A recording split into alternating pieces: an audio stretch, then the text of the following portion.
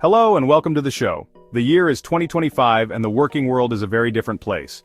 People are overworked, underpaid, and starting to realize that maybe, just maybe, Susan from accounting is actually living her best life. So today we're taking a deep dive into the dystopian hellscape that is the modern workplace to answer one very simple question. Why does nobody want to work anymore? Buckle up, kids, it's about to get bleak. Remember when a full-time job meant, actually working full-time? Pepperidge Farm remembers?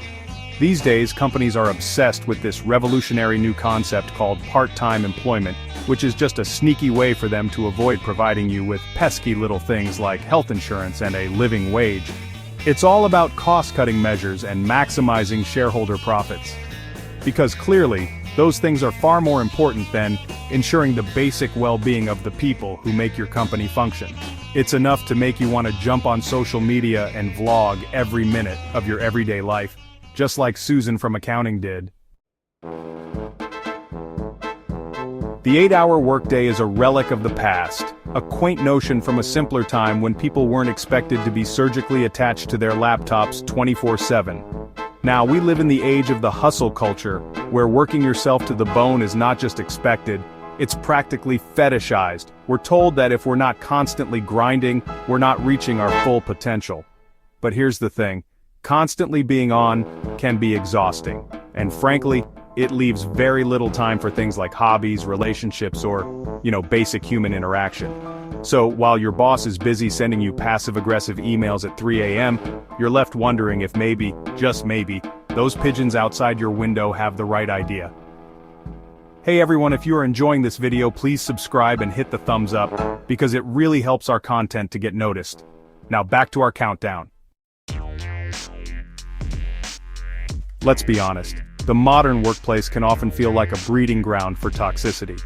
We're talking about those soul-crushing environments where passive-aggressiveness is the preferred mode of communication, and backstabbing is considered a competitive advantage. You've got your micromanaging bosses who seem to exist solely to suck the joy out of every task, your gossiping coworkers who thrive on drama, and let's not forget about the office snitch, always lurking in the shadows, ready to report your every move to HR. It's enough to make you want to douse your entire cubicle in gasoline and toss in a lit match. Chapter 4. A brief and depressing history of long hours. It's easy to forget that the concept of the 40-hour workweek is a relatively recent invention. For centuries, people toiled away in fields and factories, often for 12 hours a day or more, with little to no compensation or rights. The Industrial Revolution, while bringing about incredible technological advancements, also ushered in an era of exploitation, where workers were treated as expendable cogs in the machine.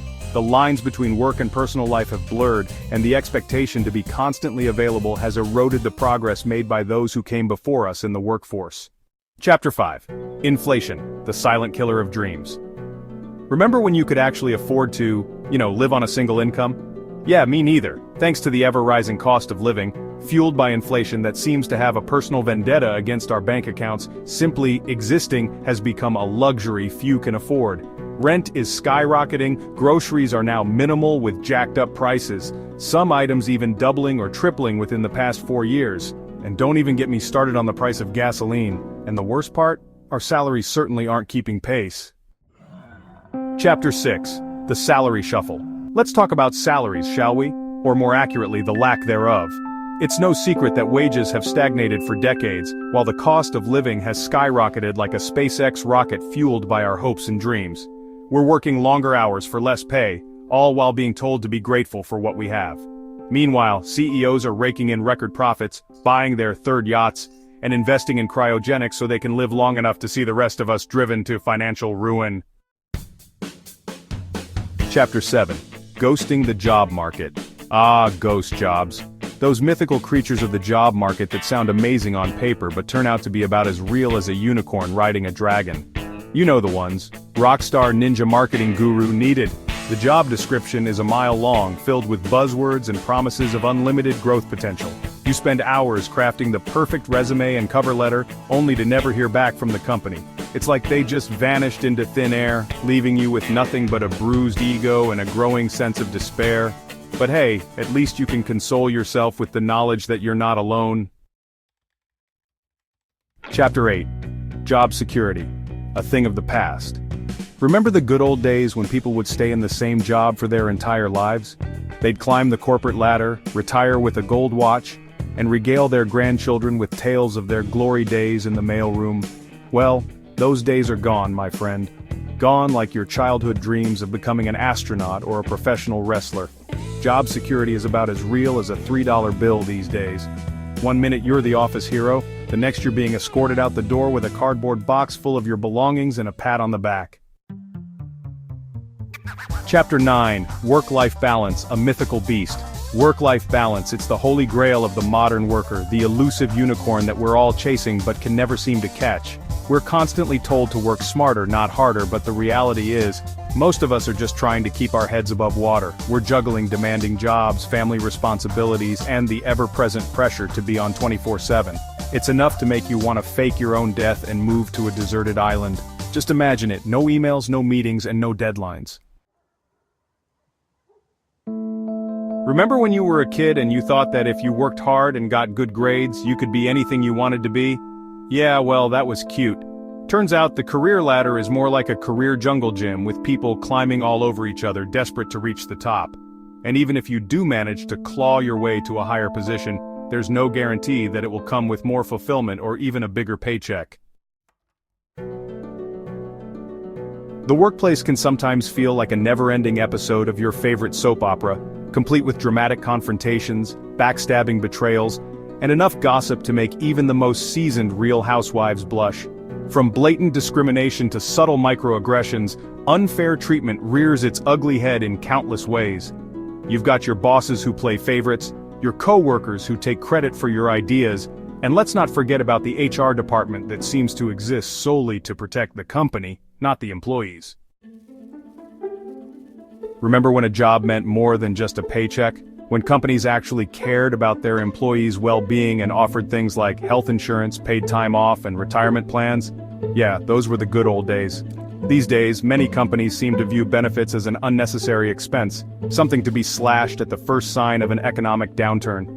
They'll lure you in with promises of unlimited vacation time, which, let's be honest, is just code for never take a vacation, only to leave you high and dry when you actually need to take a sick day. It's enough to make you want to start your own company. Chapter 13. Stress, the silent killer. Let's be real, stress is as much a part of the modern workplace as coffee stains and awkward water cooler conversations. From unrealistic deadlines to demanding bosses, the pressure to perform can be relentless. And it's not just our mental health that's taking a hit. Chronic stress can lead to a whole host of physical health problems, from heart disease to diabetes to a weakened immune system. Chapter 14. Remote work. Dream or nightmare. Remember when remote work was the stuff of dreams? No more soul-crushing commutes, uncomfortable office attire, or awkward small talk with co-workers you secretly despise. But here's the thing about dreams. They don't always live up to the hype. Sure, working from home has its perks, but it also comes with its own unique set of challenges. There's the blurring of boundaries between work and personal life, the constant distractions, and the feeling of isolation that can come from spending all day, every day, staring at a screen in your pajamas. It's enough to make you miss the days of water cooler gossip and passive-aggressive sticky notes. Chapter 15. The robots are coming, the robots are coming, the robots are coming! It's the rallying cry of the technologically terrified, the mantra of those who fear that their jobs will soon be replaced by algorithms and artificial intelligence. And you know what? They're not entirely wrong. Automation is already transforming the workplace, and while it has the potential to create new jobs and industries, it's also displacing workers at an alarming rate. Outro. So you still want a job? Well, there you have it. 15 reasons why the workforce of 2025 would rather live in a van or car than spend another minute in their soul-crushing jobs. The world of work is changing, and it's up to us to demand better for ourselves and future generations. So, what do you think? Did I miss any reasons why nobody wants to work anymore? Let me know in the comments below. And tell us your personal stories of past or present jobs that you have and why you dislike or like them. And while you're at it, be sure to hit that subscribe to Conrad's Brain Candy, give this video a thumbs up, and set the notification bell. This way you don't miss out on more videos about the dystopian hellscape that is modern life.